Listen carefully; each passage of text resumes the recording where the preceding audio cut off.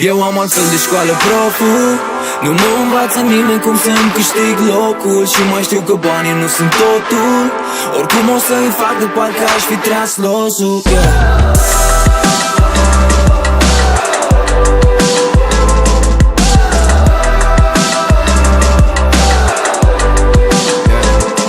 Succesul vine din umbră, din vocea de pe hol, din stres și din probleme ce nu te lasă să dormi, din lucruri pe care nu le înțelegi și nu știi din ce cauză. Așa e școala vieții, nu prea se sună de pauză.